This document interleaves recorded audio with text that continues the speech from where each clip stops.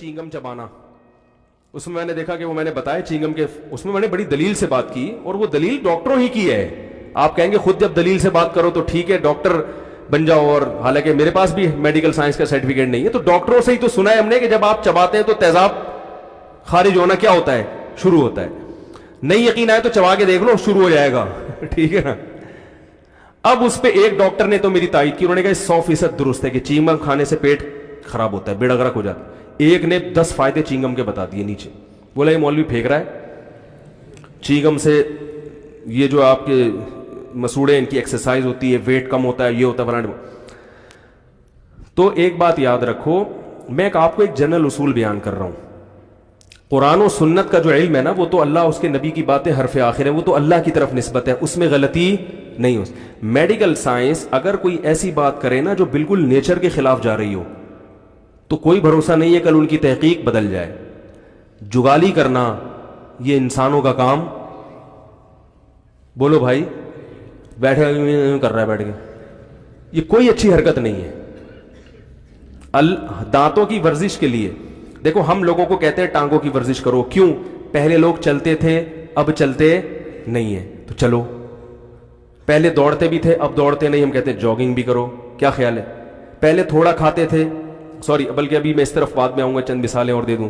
پہلے جو ہے محنت مزدوری کے کام کرتے تھے, اب نہیں کرتے, ہم کہتے ہیں ویٹ لفٹنگ بھی کرو, صحیح, جم بھی جاؤ.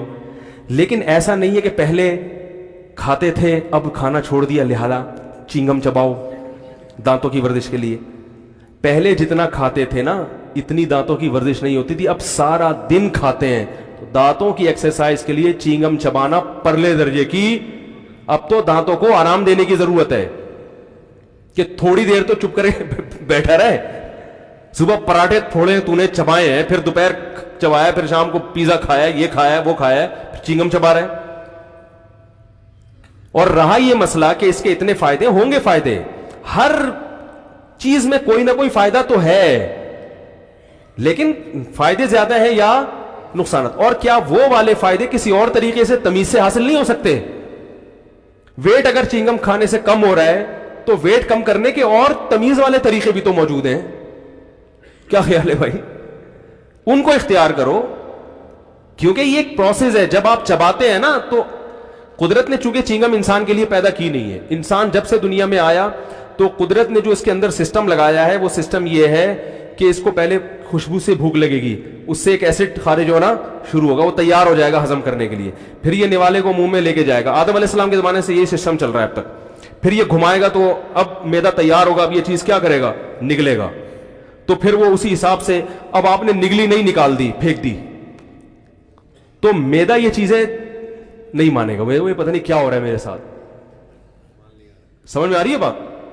آپ کا میدا اس چیز کو ایکسپٹ نہیں کرے گا, تو نتیجہ کوئی ایسی بیماری ہو رہی ہوگی جو ممکن ہے ڈاکٹر کی تحقیق میں نہیں آئی ہو. ہر میڈیکل سائنس نے کوئی اتنی ترقی نہیں کی ہے کہ ہر چیز کو, ڈاکٹر خود کہتے ہیں بھائی ترقی روز بروز ہو رہی ہے. تو اس لیے کوئی بھی ایسا ایب نارملٹی والا کام مت کرو ڈاکٹروں کے کہنے پر. جو آپ کی لوگ صبح صبح اٹھ کے 4 گلاس پانی پی رہے ہیں. ایک صاحب پی رہے, میں نے کہا اللہ کے بندے, کبھی میں نے بکریاں بھی پالی ہیں یار, مرغیاں بھی پالی ہیں, صبح اٹھ کے سب دانا کھاتے ہیں, باجرہ کھاتے ہیں روزی کی طرح, پانی پیاس لگے تو پیو یار, خام خامے 4 گلاس پانی کے, پاگل ہو گیا. کہہ رہے ڈاکٹر صاحب نے کہا ہے بلا وجہ پانی پی رہا ہے. بھائی ہر چیز دیکھو, جب پیاس, پانی کی ہمیں کتنی ضرورت ہے یہ ہماری باڈی خود بتا دیتی ہے. پانی کی ہمیں کتنی ضرورت ہے یہ ہماری باڈی, بولو نا بھائی, بتاتی ہے. تو جتنا باڈی کہہ رہی ہے اتنا پانی پی لو, اس کے بعد جب پیاس نہیں لگے گی اس مطلب ضرورت پوری ہو گئی. تو نارمل جو ایک عام نوجوان ہے اس کو کوئی صبح اٹھ کے بلا وجہ پانی پھوڑنے کی ضرورت نہیں ہے. صبح اٹھیں جیسے تمیز سے ساری دنیا اٹھتی ہے, جو بھوک لگ رہی ہے تو کھائیں, نہیں لگ رہی تو نہیں کھائیں. ہاں کوئی بیماری ہو, بیماری میں تو پھر آپ کو روٹین سے ہٹ کے چلنا پڑتا ہے نا. جیسے شوگر ہے کسی کو, کولیسٹرول لیول بہت زیادہ بڑھ گیا ہے, اس کو ڈاکٹر یا کوئی حکیم کہہ دے بھائی پانی بڑھاؤ, یا گردے آپ کے خراب ہو رہے ہیں تو فلٹر کے لیے اس کی ضرورت ہے, تو ایک بیماری کے طور پر ٹھیک ہے. بلا وجہ نارمل آدمی اٹھ کے جا کے 3 4 توندیں نکل جاتی ہیں پانی, بلا وجہ پانی پینے سے پیٹ پھول جاتا ہے. اور اگر صبح اٹھ کے پینا بھی ہے, ڈاکٹروں سے ہی سنا ہے کہ جو بیماری میں پی رہا ہے, کوئی صحت بنانا چاہتا ہے نا, کوئی بیماری کی وجہ سے, نارمل آدمی نہیں, ہر آدمی بیمار جو 20 25 26 سال کے 30 سال کے ینگ لڑکے ہیں وہ نہیں کریں, اس کا نقصان ہوگا بلا وجہ پانی پینے کا. ایک فائدہ تو ہو جائے گا اور کچھ نقصانات بھی ہوں گے. کہتے ہیں قبض ختم ہو جاتا ہے, قبض تو ختم ہوگا اور بھی کچھ چیزیں ختم ہو سکتی ہیں, تو قبض ختم کرنے کا کچھ اور طریقہ اختیار کر لو. قبض ختم کرنے کا چبا کے کھاؤ, اچھی طرح تمیز سے کھاؤ, کم کھاؤ, جو بھی ایک نیچرل طریقہ ہے.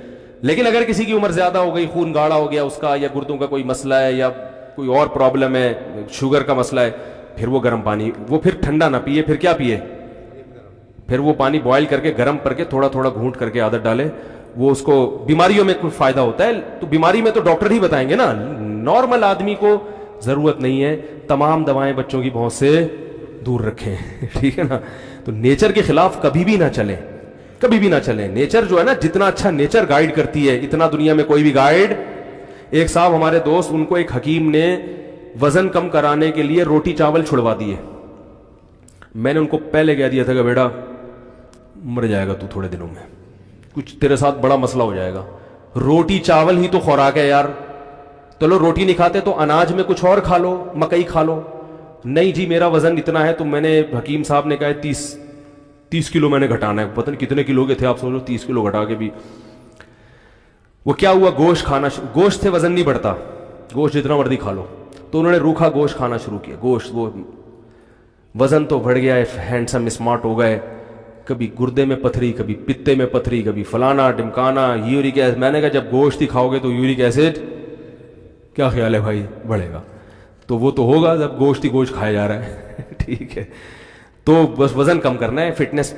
تو میں نے کہا روٹی تو انسان کی نیچرل غذا ہے بھائی, یہ تو کبھی بھی نہیں چھوڑا. ہم نے اپنے دادی سے مل کے آئے ہیں, 85 سال کی پراٹھا کھانی تھی ماشاءاللہ صبح کو, ٹھیک ہے نا, تبھی زندہ ہیں. اگر وہ آ جاتی اس پہ کہ بس بوائلڈ انڈا صبح, وہی ڈاکٹر یہ کہتے بھی نہیں ہیں, یہ تو میں ویسے ہی, وہ ایک حکیم صاحب نے ان کو لگا دیا اس پہ.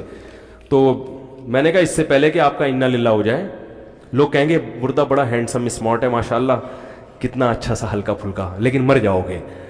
کچھ لوگ نیچرل ان کا ویٹ ہی زیادہ ہوتا ہے, وہ موٹے نہیں ہوتے, وہ ہوتے ہی گول ہیں. قدرت نے ان کو پرکار رکھ کے بنایا ہوتا ہے. فرشتوں سے کہا ہوتا ہے جا کے یوں کرو اور آنکھیں یوں کر کے آنکھیں بناؤ, ایک چپکا دو, ایک ناک نکالو باہر, چلو بھائی. تو قدرت کی طرف سے تو قرآن میں آتا ہے نا کہ خلقا کا فسوا کا, تیرے رب نے تجھے بنایا فسوا کا, فی ای صورت ما شاء رکبک, پھر جو چاہی صورت دینا چاہی تجھے وہ دے دی. تو اللہ جو چاہے صورت دے دیتے ہیں, تو کسی کو گول بنا دی, باریک بنا دیا, تو بس یہ اللہ کی مرضی ہے. اب وہ گول خام خامے جو ہے نا کٹنگ کی کوشش میں ہے کہ, تو وہ پھر قبر میں چلا جاتا ہے. یورک ایسڈ بڑھ گیا, تو کم کریں روٹی چاول, چھوڑیں نہیں بھائی, دنیا چھوڑنی پڑ جائے گی. کھانا تو ہے یہ اصل تو.